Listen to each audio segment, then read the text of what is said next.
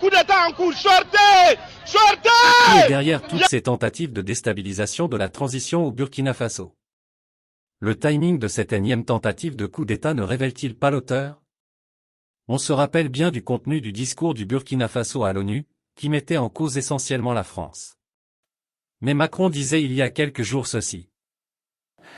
Nous, on n'est pas là pour participer à des coups d'État ou interférer. Ils ont demandé de partir depuis. Non, mais et ces pays situation ont a été régressé. frappés par des coups d'État. Est-ce que c'est la faute de nos militaires ou de la France? Non. Il n'y a plus de France-Afrique. Donc quand il y a des coups d'État, nous, on n'interfère pas dans la vie politique des pays. Ah bon? Il n'y a plus de France-Afrique? Vous n'interférez pas dans la vie politique?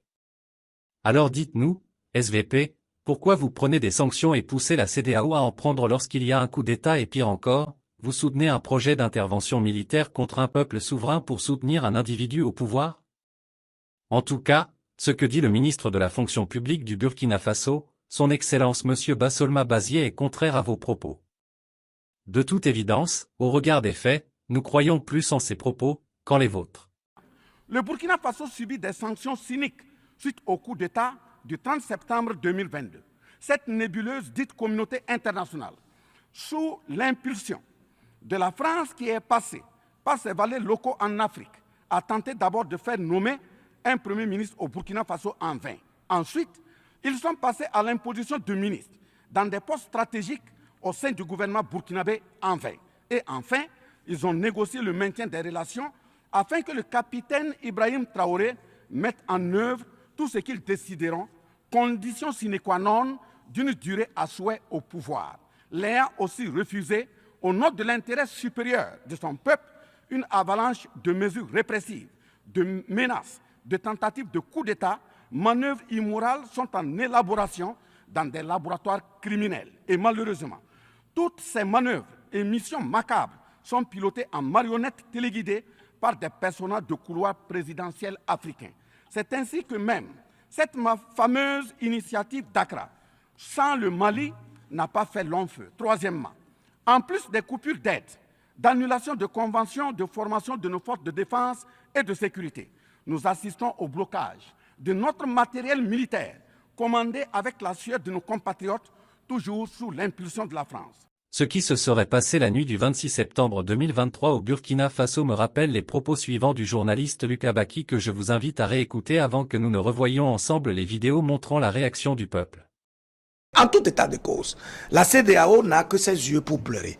Parce que malgré ses gesticulations, malgré ses péroraisons tonitruantes, il n'y aura rien qui va ramener, qui va convaincre les Nigériens de ce que les dirigeants actuels doivent renoncer à ce qu'ils ont déjà enclenché et qui a acquis l'approbation systématique de la majorité du peuple nigérien. Pourquoi? Parce qu'en réalité, ce qu'ils sont en train de prôner, en tout cas ce qu'ils sont en train de défendre, c'est le bien commun. Pourquoi? Parce que depuis des années, depuis que nos pays ont proclamé leur indépendance, il y a eu des accords coloniaux, il y a des relations pernicieuses et pécamineuses entre la France et ses anciennes colonies qui empêchent systématiquement le développement de nos pays. Et aujourd'hui, si on a des leaders qui s'inscrivent dans cette dynamique de couper ces fils-là et d'amener nos peuples à décider par eux, à assumer leur souveraineté, à vivre leur liberté et à faire face aux défis auxquels qui se présentent à eux, en vue de trouver des solutions endogènes pour assumer leur identité, je ne vois pas quelle force extérieure, quelle injonction pourrait amener ce peuple-là à changer de position. C'est en effet ce qui fait aussi la force du pouvoir de Traoré. Le soutien de son peuple a encore fait échouer une tentative de coup d'État hier. Regardons la réaction du peuple et après nous poursuivons nos commentaires. Bonsoir, chers tous, les graves. Les ennemis du peuple sont en train de compléter à Ouagadougou. Au niveau de l'état-major, nous demandons à tout le monde, tout le peuple engagé pour la patrie, de sortir pour prendre tout le Burkina Faso. Tous les peuples, je dis bien tout le monde, vous êtes appelés à sortir massivement. Tout le monde dans la rue. Tu as Kaya, tu as Waïgouya, tu as Bobo. Tout le monde dans la rue. Ayowa Burkina Faso Mbamsambishi, date, il y a le 26 septembre 2023. Coup d'État en cours, sortez! Sortez! Il y a un coup d'État en cours. Sortez, sortez, sortez. Sortez, il est 20h passé, 21h moins. La date, le 26 septembre 2023. Sortez, sortez, sortez, il y a un coup d'État en cours, sortez. Nous avons eu une information selon laquelle un coup d'État allait avoir lieu aux alentours de 22h. Généralement, ça arrive entre 2h et 3h du matin. Mais ils avaient choisi de faire un coup d'État à Ibrahim Traoré à partir de 22h. Donc l'information a fuité et elle nous est parvenue. C'est l'un d'entre eux qui les a trahis. C'est pour ça que nous avons appelé les gens à rejoindre le rond-point des Nations Unies pour soutenir le capitaine Ibrahim Traoré. Nous sommes le 26 septembre 2023 et c'est à 22h que le coup était prévu. Mais nous avons un message pour ceux qui préparent le coup. Qu'ils sachent que notre renseignement est plus fort que le leur. Même le capitaine Ibrahim Traoré n'était pas au courant de cette affaire. C'est notre renseignement qui l'a détecté. Nous disons également au capitaine Ibrahim Traoré que nous traversons des moments d'incertitude. Nous réclamons la tête du cerveau qui prépare ce coup d'État. S'il le démasque, qu'il le livre au peuple afin que l'on décide de son sort. Nous voulons que le capitaine prenne ses responsabilités. Quel que soit le groupe qui tentera un coup d'État, qu'il livre seulement le cerveau au peuple, parce que le pouvoir, il n'appartient pas qu'au capitaine Ibrahim Traoré. Il appartient aussi au peuple. Si vous remarquez, l'appel que nous avons lancé n'a pas fait 10 minutes et les gens sont sortis massivement. Cela démontre que les gens aiment toujours leur président. Le pouvoir ne finance personne. Les gens sont juste fiers. Nous voulons que le capitaine Ibrahim Traoré prenne ses responsabilités. Qu'on nous livre le cerveau parmi ceux qui préparent le coup d'État. Nous sommes déterminés. Nous n'avons pas peur des armes. Nous n'avons pas peur des coups. Nous sommes prêts à nous assumer. Celui qui veut faire chuter Ibrahim Traoré va nous croiser sur son chemin. Nous allons rester ici jusqu'au 29 septembre 2023 pour une grande manifestation.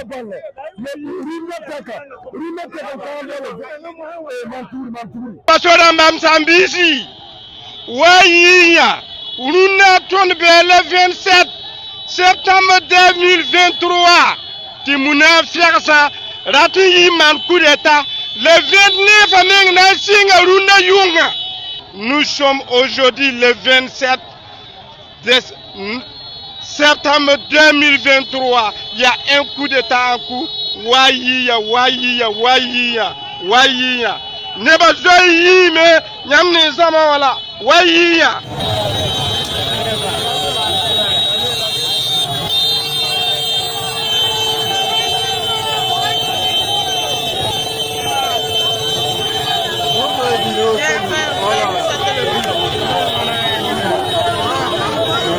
Les ennemis du peuple burkinabé et africain vont-ils réussir leur projet de déstabilisation?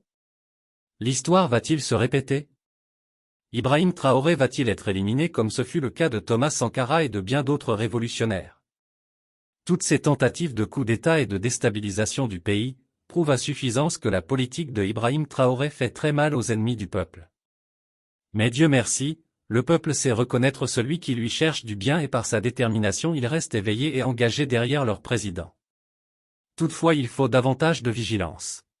Les putschistes sont les amis du désordre. Regardez aujourd'hui, le Mali, chaque jour, a des dizaines de morts. Au moment où je vous parle, il y a plus de morts liés au terrorisme islamiste au Niger depuis le début de ce coup d'État qu'il n'y en a eu dans les 18 mois précédents. Rendons hommage à nos FDS et nos vaillants VDP qui se battent au front et c'est grâce à eux que nous pouvons nous retrouver ici pour communier. Rendons aussi hommage à vous, ceux-là qu'on a baptisés les Waïya, qui veillent jour et nuit.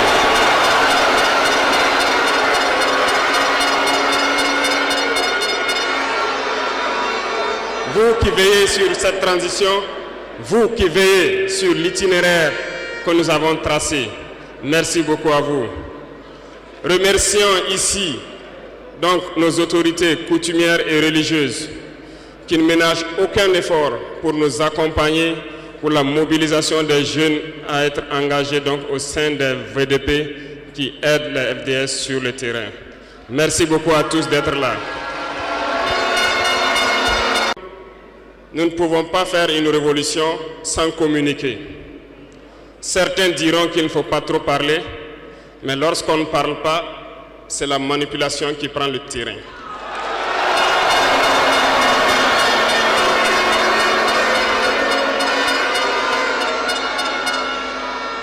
comprenez quelque chose.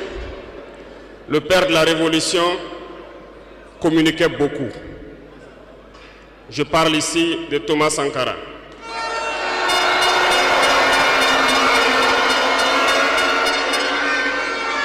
Dans l'un de ses propos, il vous disait ceci: l'impérialisme est un mauvais élève. Lorsqu'il est cherché de la classe, il revient toujours.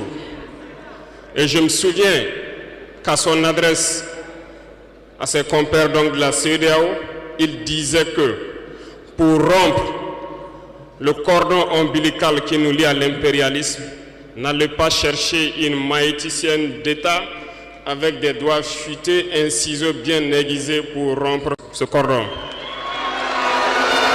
Mais plutôt, il vous faudra un bûcheron robuste avec une hache bien aiguisée pour donner un coup sec et rompre le cordon.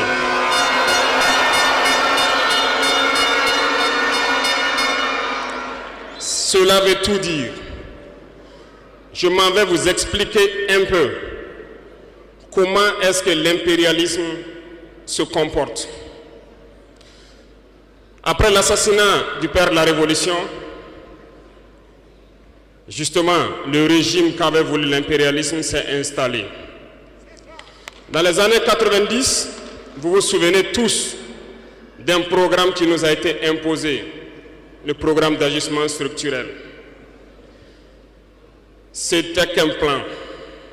Je vous explique. En mettant en place ce programme dans nos contrées, vous avez remarqué au fil des 2 décennies qui ont suivi, toutes nos usines qui étaient en place ont été privatisées. Notre économie a été déstructurée.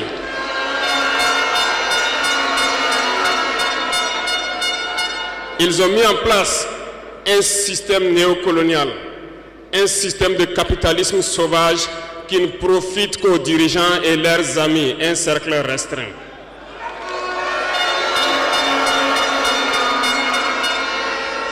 Du côté des forces, ils ont tout fait pour déstructurer nos armées.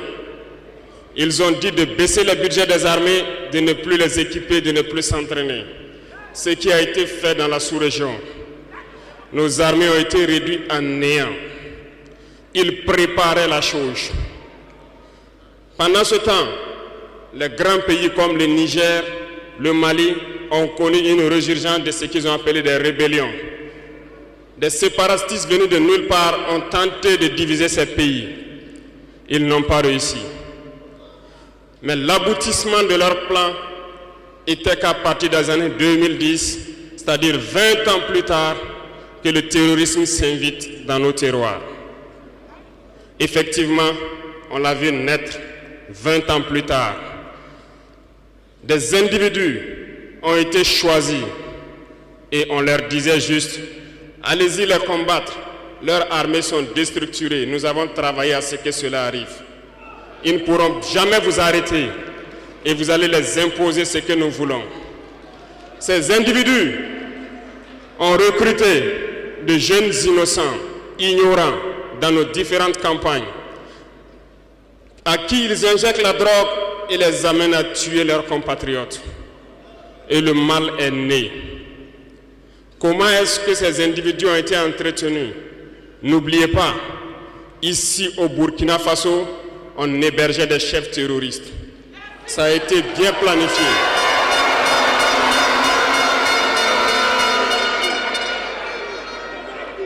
Et comment y arriver?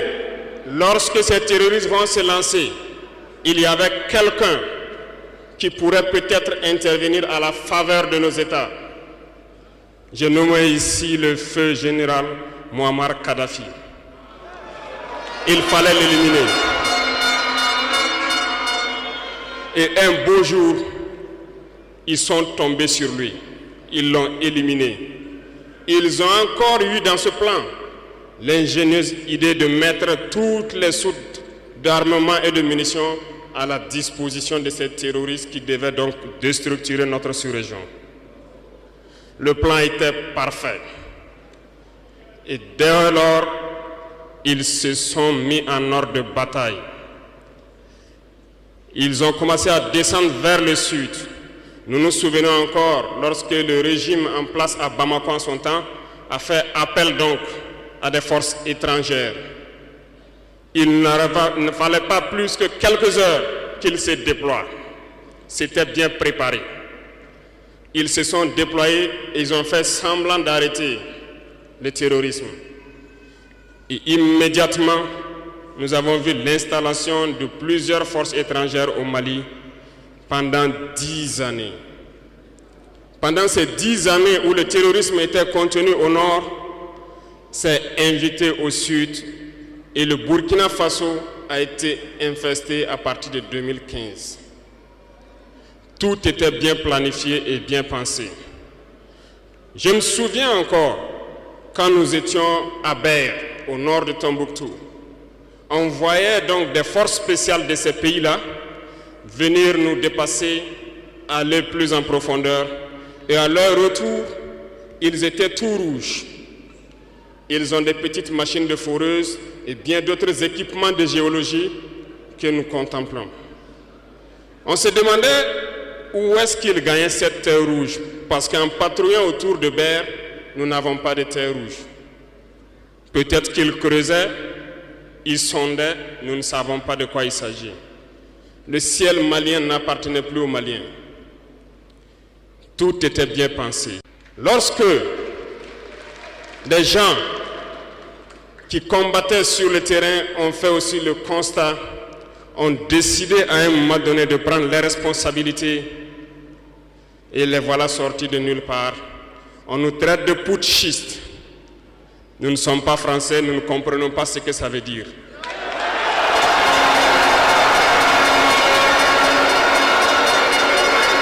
Et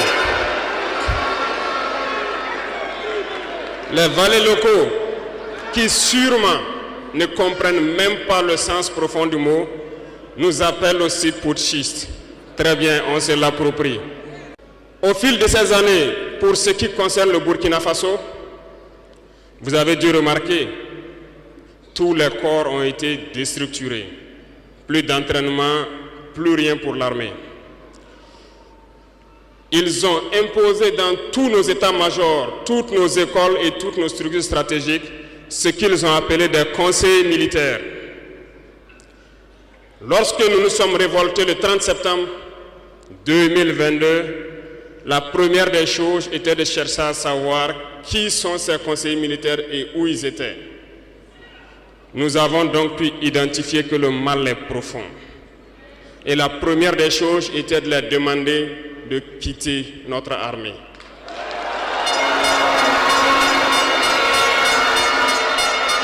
Ils sont partis.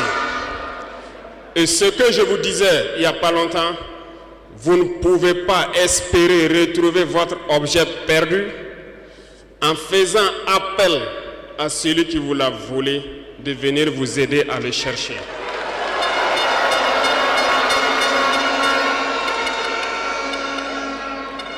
Il fallait dès lors décider, prendre des décisions courageuses. Ce que nous avons décidé de faire. Ça n'a pas été sans conséquence. Parce que lorsque nous avons déjà demandé aux conseillers de partir, nous avons senti des manifestations. On nous a fait comprendre qu'on ne pourra pas s'en sortir sans eux. Et à chaque fois qu'ils nous le disaient, ça s'est traduit par des attaques d'envergure sur le terrain. Nous avons bien reçu le message. Lorsqu'à l'orée donc de l'année 2023, nous avons décidé de dire donc aux forces étrangères présentes ici de partir parce que nous voulons lutter en burkinabé.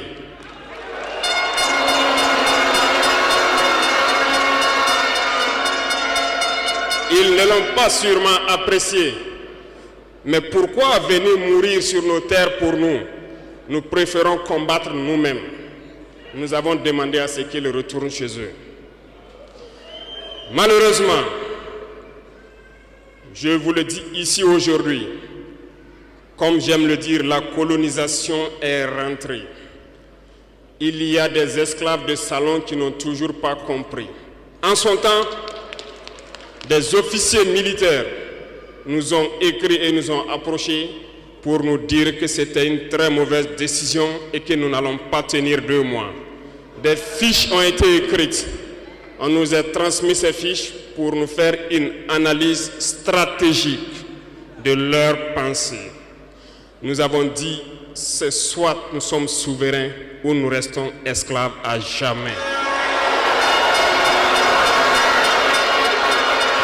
Effectivement,